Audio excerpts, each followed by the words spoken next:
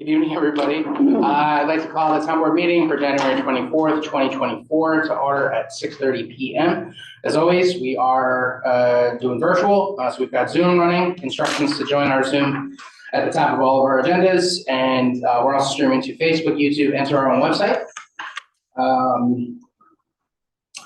I will ask Councilor Waters to lead us in the Pledge of Allegiance. I pledge allegiance to the flag of the United States of America and to the republic for which it stands, one nation, under God, indivisible, with liberty and justice for all. Okay, so just two quick things before we go into open podium.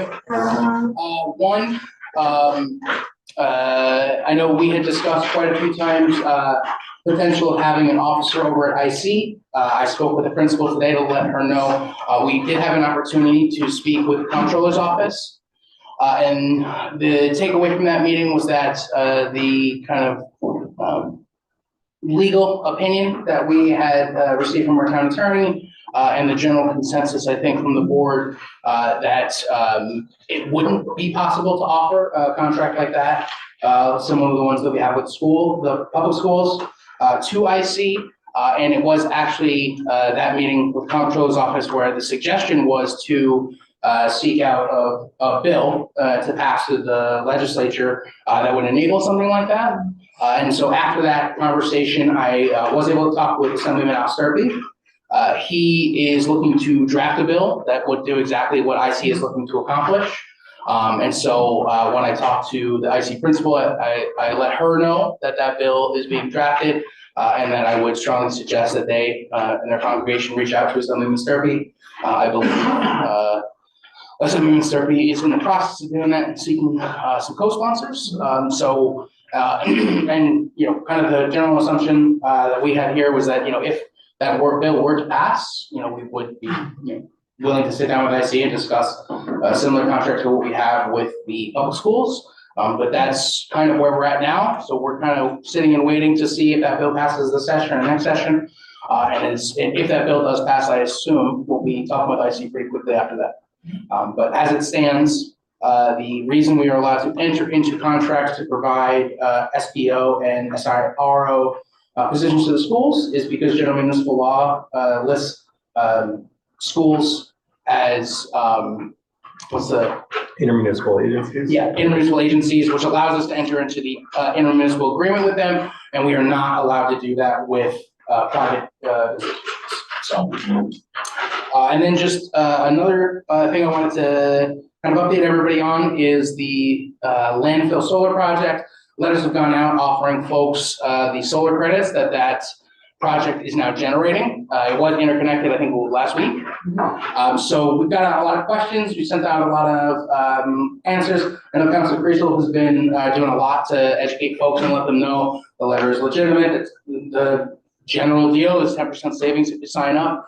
So we heard today, I think, what, a third of the spots are filled up by now? Mm-hmm. Yeah. So if people are interested in taking advantage of the solar simplified credits, definitely want to give them a call or go to their website quickly and get in there before the credits fill up. And we have information on our town website, and it is, we had one of the most asked questions was, is it also on delivery charges? And it is. So it's 10% off your whole electric bill, not gas, but all across the board for your electric bill.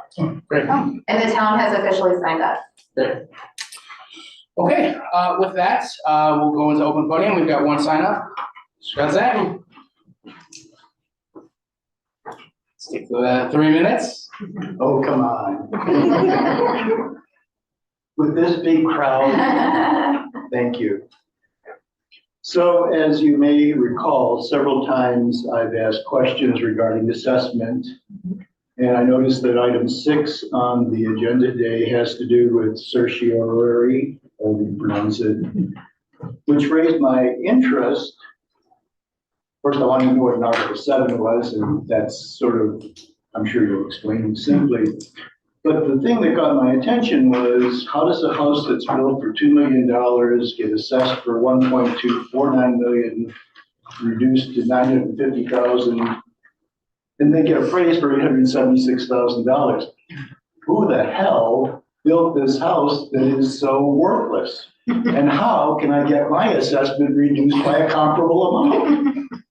I mean, the question I had raised previously was the question of what is the relationship, one of the questions I raised was what's the relationship between an assessed value, which of course is provided by the assessor's office, and an appraisal, which presumably is usually by a bank. I assume an appraisal tends to be a more conservative estimate as a bank has to guarantee its, recovery should the property go south. And so this particular, I'm not questioning anything about the certiorari or anything like that. It's just how do those numbers line up? And this sort of presented an example to ask that question again, because it has discrepancies, a substantial discrepancy between, well, again, what is we'll call it sale value or the construction value, the assessed value, and ultimately then the appraised value. So that I throw back at you. So we do have our I know. town assessor, Mr. Duffy, going to talk about that. I am moving you to the top of the agenda. And I would appreciate if you maybe just address how this particular situation happened, give a little background on that. But thank you. And so, next up, Mr. Duffy. I am not very happy with that at all. Come over here. Yeah, come on over. There are, Tom, there could are, you grab the mic? there are remote people who won't hear you. The less the better. Yeah, first off, in Article 7 is if you go to the Board of Assessment Review and you get no satisfaction there, you can have one of two choices. You can go to a small claims assessment review if you're a residential property, but you're restricted in terms of the dollar amount that you can go and ask for in terms of the reduction.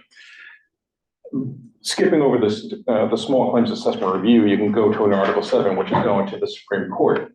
So we're faced with this situation where we've got the contracts for the construction of the house. It doesn't include the purchase of the land for $2 million. I've got it assessed for a hair south of $1.6 million, and they thought that was outrageously high. So they filed the Article 7, and now the attorneys get involved in the whole thing. So we have the attorney for the town, and we, in this particular case, Brian Roy, and the school district, because they have a vested interest in this as well. They go and split the cost of defending the number. In this particular case, they also split the cost in terms of getting a fee appraisal done. The fee appraiser came in from Buffalo. I have no idea how or why the attorney settled on this one appraiser out of Buffalo. I would have much preferred to have someone more local, someone who's more familiar with the marketplace. I will say that when you get into the higher end homes, from a comparable sales point of view, they're very few and far between. The higher you go up in the pyramid, the less you have to go and compare it to. So again, I really can't answer for the train of thought that went in behind this appraisal from the bank or from the appraiser. The problem is that if we move ahead and say, okay, we want to go and defend this, by God, we're right on this. They got $2 million in it, plus the value of the land, and they're not going to walk away from that without taking a huge, huge hit. We can go and defend that, but we don't have anything to back it up. We don't have that fee appraisal that would support the number. So we go into court and it's a losing battle to begin with. So now you're faced with the question, do you go through the expense of fighting a losing battle, or do you just cut bait and go fishing? Well, this is, I think, one of the times where we understand why there are these different routes to challenge your assessment and go through different procedures. And in this instance, it was successful for a homeowner. Could I just ask, because No, sorry. Sorry. Just defer on that, I'm sorry. You are welcome to email him. Yeah, To yeah. speak further or give him a call. Yeah. If you're interested in learning more about that. So I think that covers number one on the memo you sent us. So that's for that 5001 Do Good Road. And what's before us is to basically accept that 950 adjustment. And then item 2 was false signs. We had a prior settlement with that. The adjustment was made to the prior adjudicated number. It was just the wrong number got punched in. That's on me. Yes. Take the hit. Does anybody else have any questions for Mr. Duffy? We do have two prepared motions to accept these. Yes, Mr. President, I'll go ahead and make a motion to approve the settlement of the tax certiorari case brought by Louis Mexico and Paul Ponce for the parcel located at 5001 Duguid Road, and approve the refund of $3,643.90 for the costs related to filing as presented by the town assessor. I'll second. All those in favor? Aye. Opposed? Okay, carries. Thank you. And I'll make a motion for the approval and settlement of the tax certiorari case brought by the Boss Signs Company for the parcel located at 112 Fairgrounds Drive, and approve that refund of $287.12 for the costs related to filing as presented by the town assessor. I'll second. All those in favor? Aye. Opposed? Okay, motion carries. Thank you very much. Thank you. Okay, next up, we have to set a date for public hearing for local law to, for the third party electrical inspector pursuant to chapter 5919 of town code. I know we talked about this at the previous meeting, so what we got prepared before us, I think addressed some of the concerns that some of the councils had, so, unless there's any comments, I look for a motion to set the date. I'll make a motion to set the date for a public hearing on February 14th, 2024 at 6:35 PM in the matter of amending the conditions for approval of independent electrical inspection firms pursuant to chapter 59-19 of town code. I'll second. All those in favor? Aye. It's a Opposed? date. It's a date. Okay, so, kind of on the same note, we had a conversation about the floodplain map amendments. There's a conversation about that, so we've got something prepared for us to accept that, so just need. I would like to make a motion to set a date for the public hearing on not September. Yeah, with that date. Oh, sorry. So that'll be February. February 14th. At 6:35 PM in the matter of updating the town's existing floodplain management regulations. Second. All those in favor? Aye. Opposed? Okay. Okay. So none of us will be doing anything romantic on that type of day. I think. No. You don't think floodplains are romantic? Fair point. Local government is where it's at. Yeah, I mean, that's. It's better than a bouquet of flowers, but. 100%. It is so good. I think you're like probably the crazy. Probably watching right now, but that's not how it's. So then, next up on the agenda, Walter, you wanna talk to us a little bit about The drinking water? Yep. So, a couple years ago, we were working, as everybody knows, the Skyridge Water District people were concerned about their water quality.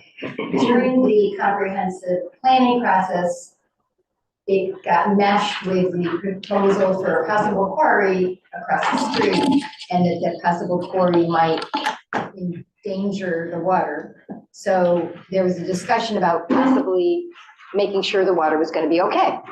So it turns out there's a New York State program that for free, you can participate with the DEC, the health department, and a consulting engineer who's a hydrologist, to do a drinking water source protection program.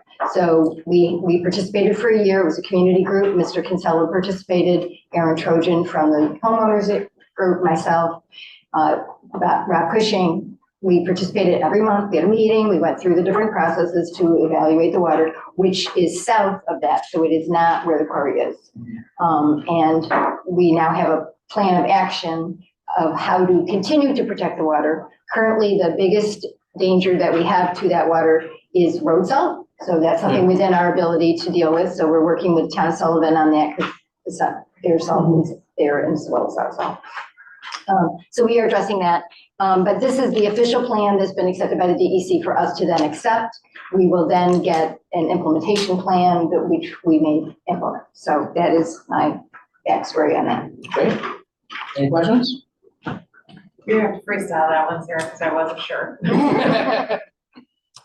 So what do we got? It's. So we need to have a motion to accept the stormwater, the drinking water source protection program as presented. Second. All those in favor? Aye. Opposed? Okay. That was, it's just We don't have to sign anything or Just send anything we're up? just accepting the report, Fantastic. and we will then get something signed. That's our implementation plan. Perfect. Okay, so next up, we have the annual town historian report. This is kind of summarized all the different things that our town historian, Barbara Rivette, has been handling over 2023. It mentioned the great report she did on Fremont, and just kind of talking about her normal duties and how, you know, there's still plenty of, hey, we're in from Ohio, looking for a particular gravestone. So really appreciate that. Really everything she does, not only for the town, but also the Manlius Historical Society. And so I would look for a motion to accept it. I'd like to make a motion to accept the 2023 Historian Annual Report. Second motion. Okay, all those in favor? Aye. Opposed? Okay, motion carries. So next up, what I think first presented itself as a hydrant is not a hydrant. It is extension of the water main to offer a connection to the, do you know, what's the name of the development? Or The apartment complex of Manlius Academy. Yes. I know this has been something that's been ongoing. I'm happy to see at least some resolution so that they can get the water they're looking for. But does anybody have any questions? That we're not paying a hydrant fee. This is just an extension of the water main. The reason we have to act is because it's in the easement. What was the issue there? Was they don't have enough water to service the development? Is it for fire protection? It is for hydrant extensions that they would be working through to service all the distance required from each apartment complex that they're looking to extend onto. Is there private hydrants out there that they own? There are some, and they're looking to add on to that. Off of the public water main? Yes, and it would all, the 3 hydrants that they would be adding would be private off of that. Do we have any authority to ensure they maintain their hydrants out there? Do you check those? Yes, we would be doing that on an annual basis when we do their apartment inspections. So with that, I believe we do have a motion prepared for that one. I'd like to make a motion to authorize the supervisor to sign the agreement as submitted by Aqua to install 1 8-inch fire service at Manlius Academy as outlined in the agreement presented. A second. All those in favor? Aye. Opposed? Okay, motion carries. So next up, we have the plan unit development proposed fee chart. Do you want to talk about it? I can talk about it. Or Tom can, you Tom, would you like to talk about it? Very involved in that, our proposed fees for. You wanna talk to the podium? Yeah, don't worry. Take the microphone. Well, Take as the long as you microphone have back. the microphone and people can hear you. We'll take the microphone. I back. don't need him as a podium, I was thinking we would. Yes, Tom, please take the microphone again. Thank you very much. You can just hold it in the palm of your hand. Do I have to? So this was brought up when we do our organizational meeting. We do the fees, and with the current PUDs that have been coming in from the town, we had sat down, myself, Lisa, Allison, attorney Joe Fertaski, and we decided to review what we thought would be applicable for a developer to come in and have to pay for the fees to present the PUD to the town board, and then also the engineering and attorney fees are included in that, legal and escrow. So this is, as we've been working through the PUD process, we had the first 2 PUDs. We kind of accepted that they were going to be kind of a work in progress and figure it out. And so now on the other end of that, we've had taken a look at and make sure that we are receiving in what we need to cover the cost of working in the PUD while it's with us. So this is outside of what the planning board takes in for their normal fees and escrow. So, any questions? Is this going to be revenue or legal escrow and won't be refunded? It would be refunded once they complete the PUD approval through the town board. The next process would go through site plan, where they then would have to submit additional legal and engineering fees for the planning board process. And if they didn't complete the process through the town board, they wouldn't be refunded or kept? They would be refunded what was left over in their account, unless they decide to keep it with us. I don't know if you have a set time, but they wouldn't, we would return any fees that were left after attorneys and engineering.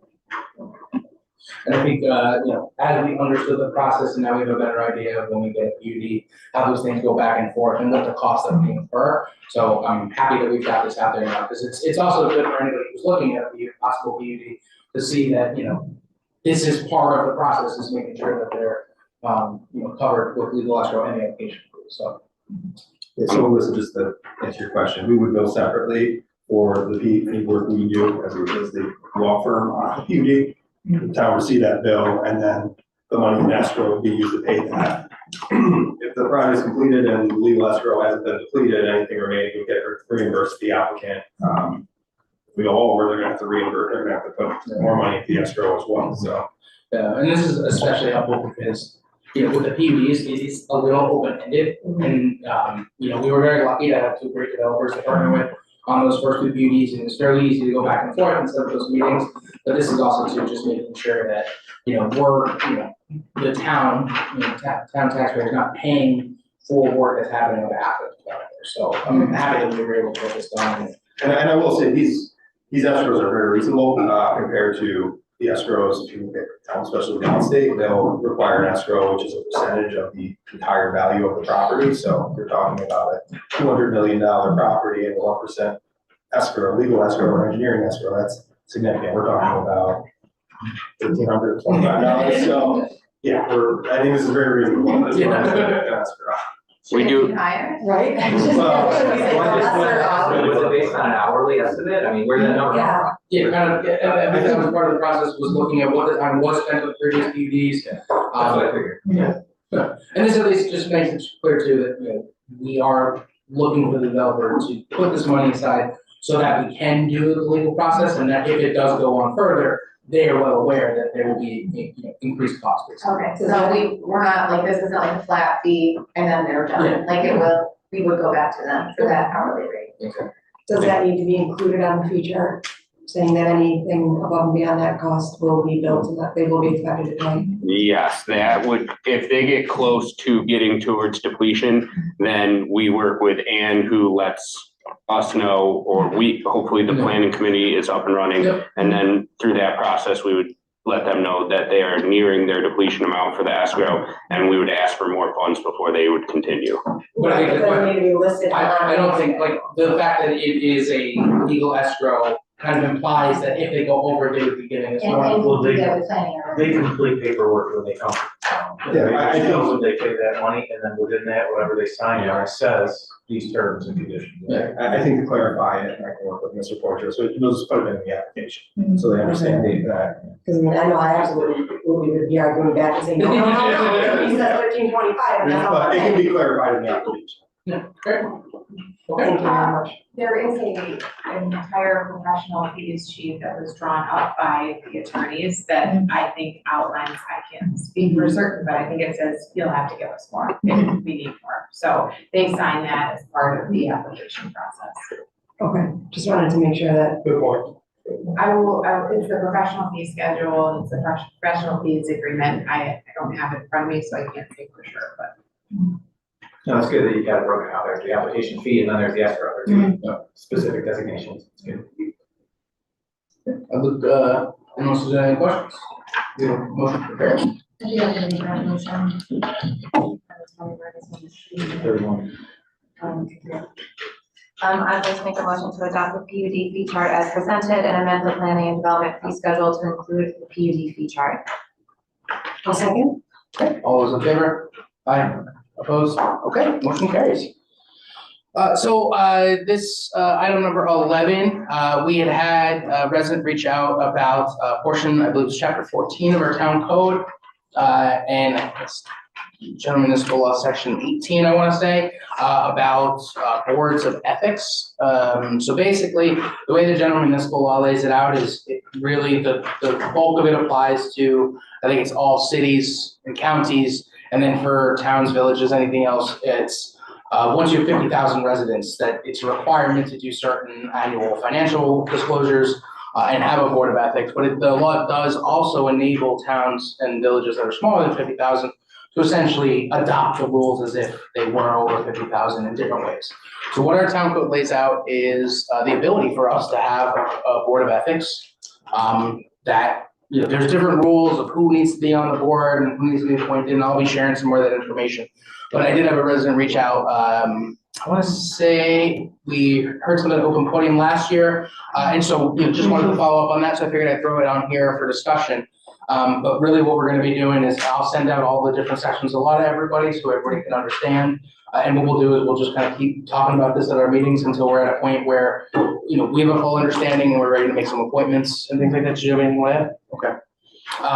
But yeah, I mean, the general goal here is this was in a board of ethics that would handle, any questions of ethical compliance, based on, the rules as they're set out in general municipal law and the town code. There's, like I said, there's some, requirements. I believe one of the town board members or an official of the town has to be on. And so we'll have to talk about how we want to go about the process of figuring out who we're going to appoint. And then really from there, the goal, I think, would be to have the Board of Ethics, as soon as they're appointed, to then take a moment to look at our ethics, look at the town code, and first make suggestions on how that could be updated and modernized. And then really the board exists to handle issues as they arise. So if there's a complaint or a question of ethics, it would be given to the board, and the board would essentially make a determination and make suggestions to the board.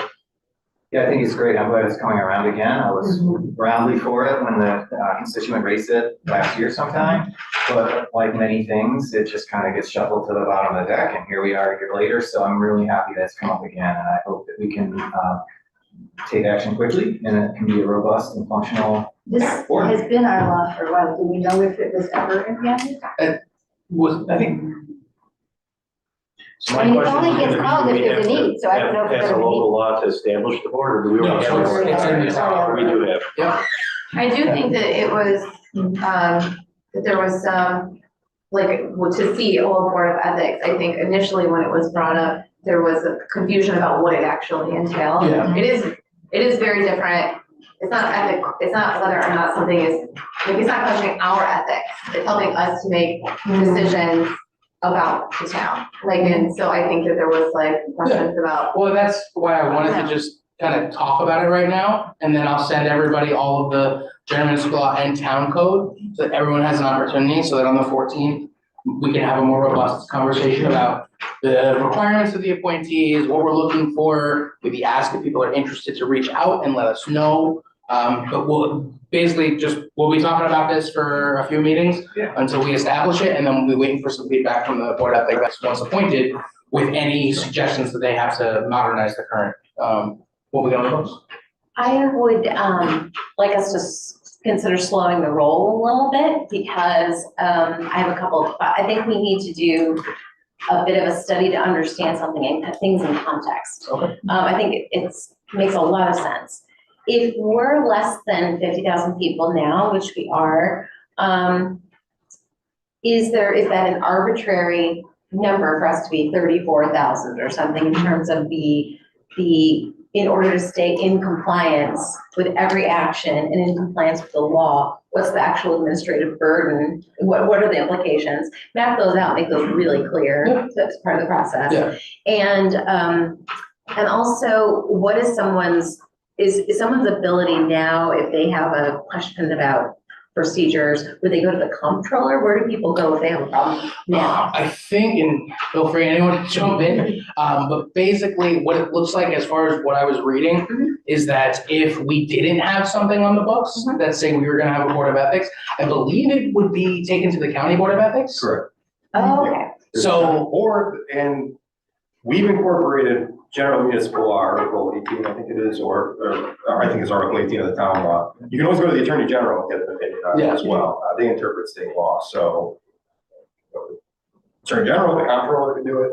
We do have a county board of ethics, which addresses these ethical questions. So many towns don't have ethical boards, and that's where these issues end up. yeah, and I think that's really the thing is that we've passed the law. I forget when, but I would imagine maybe 90s or early 2000s or something. We just haven't in practice had a board of ethics. So the town has already taken the action to obligate us to have a board of ethics. And so really it's just about understanding what portions of general municipal law we incorporated into the town code that we are responsible for. I believe, don't quote me, but we have opted into the Board of Ethics, but we haven't opted into the financial disclosure reports and things like that. I see, okay. But that's exactly why I wanted to just throw it out as a discussion, make sure people know we're talking about it. And then also too, if folks in the audience in the town have questions about it, please do email us at townboard@town. That's good. It's good that we have this ongoing discussion again, like to Councilor Creasel's point, that it's not a mechanism to do a moral inventory of your elected. It's actually about conflict of interest law. And that should be an education piece as we roll into this. Right. And I think we should look at what the experience of the county board has been. Exactly,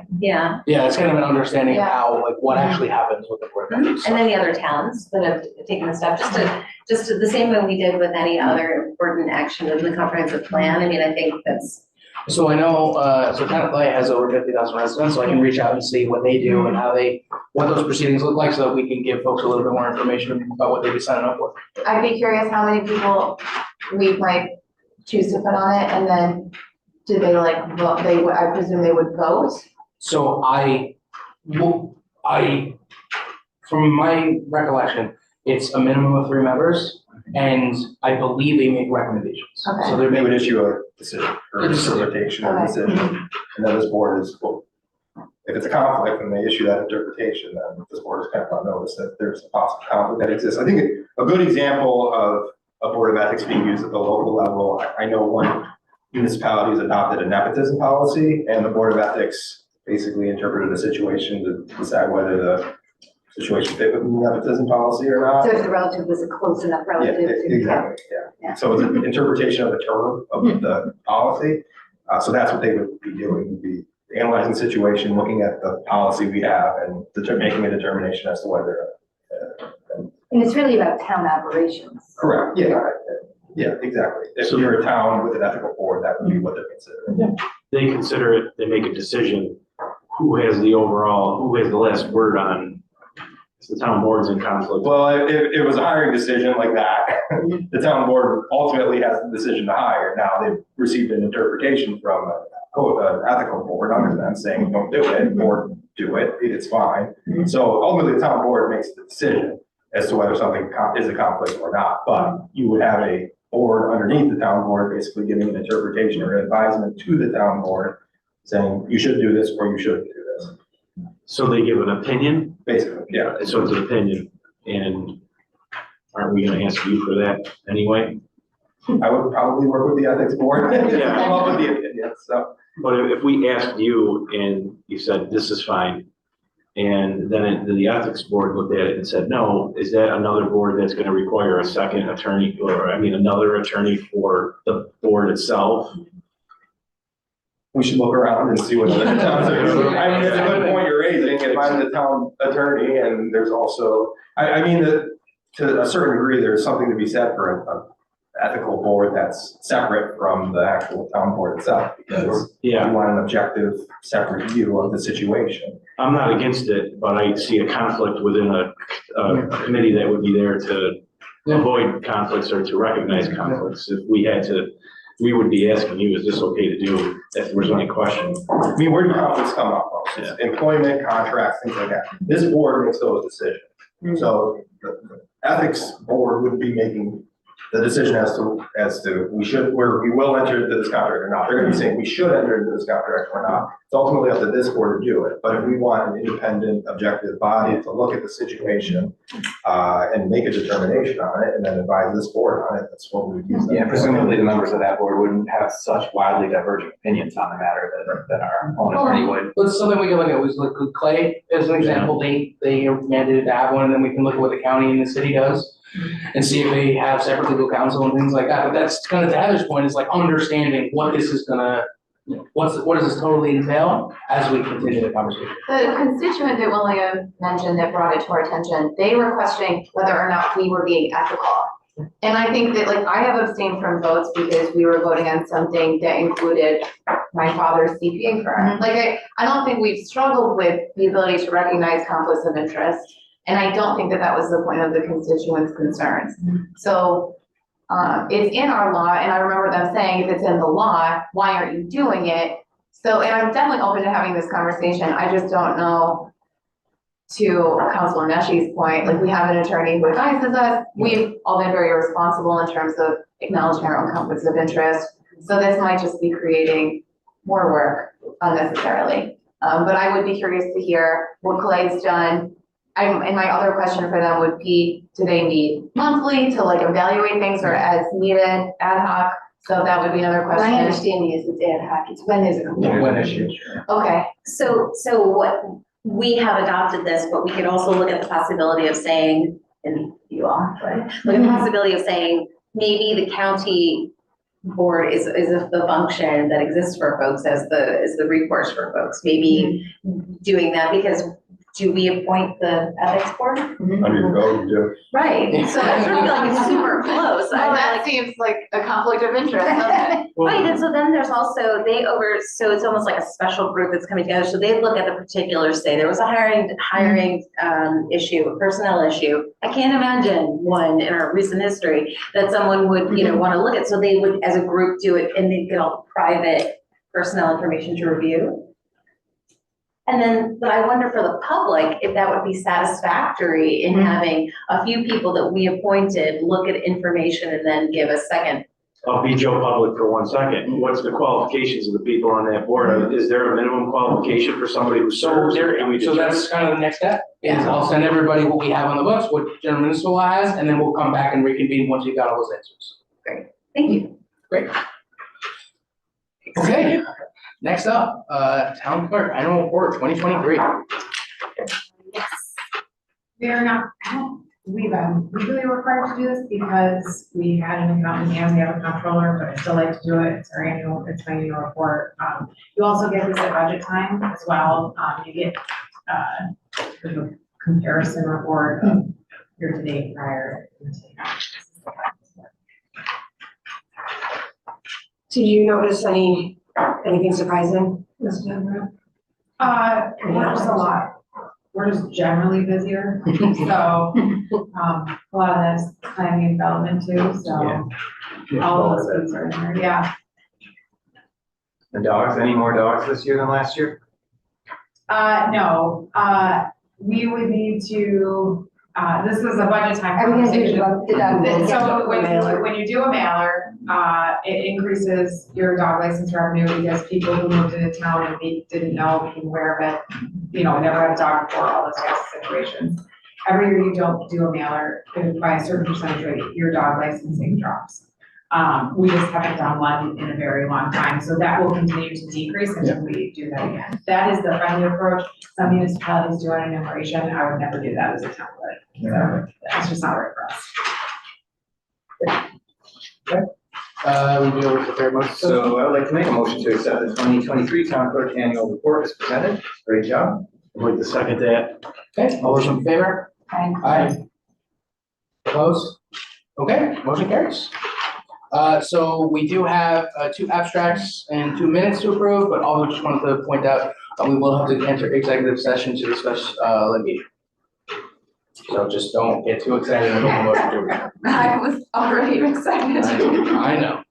Okay, so I would like to make a motion to approve abstract number 26 in the amount of $250,914.46, and to point out that the winner this year unusually is the police department.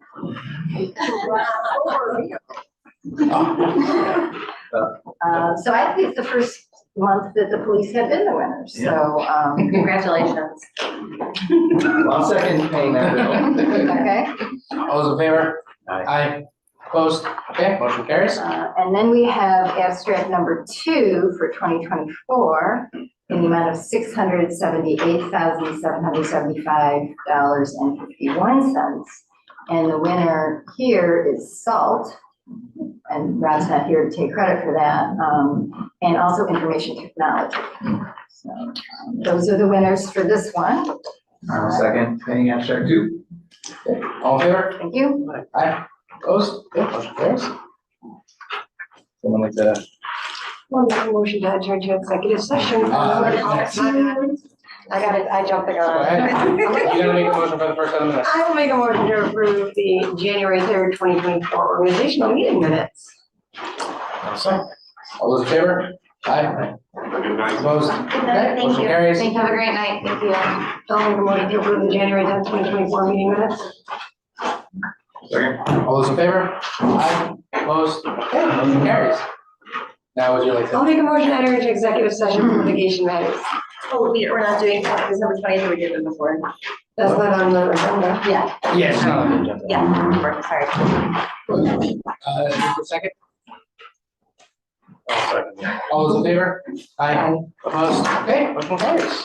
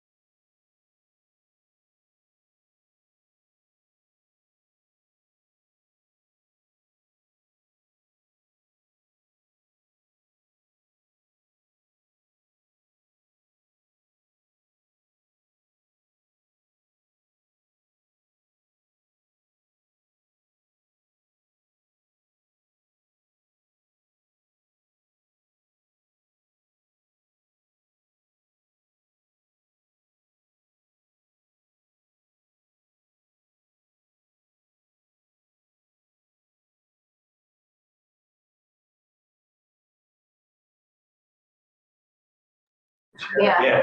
Right, coming out of executive session, Councilman Nicholson did say he had one other thing to add. Yeah, I just have one little item to share with the board before we adjourn for the night, and that is that on this night across America right now, the point in time survey is being conducted of homeless individuals. Homeless individuals count to help secure funding to the area to meet this incredibly critical need. And I would just like our constituents and this board to keep that top of mind, because as we address issues of affordable, accessible housing in the past, and as we continue to in the future, there are real people in the crosshairs of the pressure that's being applied to the available housing units across the region and across the United States. And tonight, we have volunteers and people across, our region and area. Across the whole country. Across the whole country, making contact with individuals who are homeless. And it is a real problem that actually impacts us right here in the town of Manlius and all areas surrounding us. It is a regional, national problem, but regionally it is a very serious problem. And so I would like everyone to know that as we review plans put before us to address, dense housing or mixed use housing, there are real people here who are going to be served by these actions that we take. So thank you for that consideration.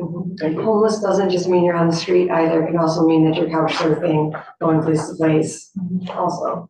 I predict that the point in time survey numbers from this year will continue to be greater than the prior year. Every year, this issue is becoming more and more prevalent.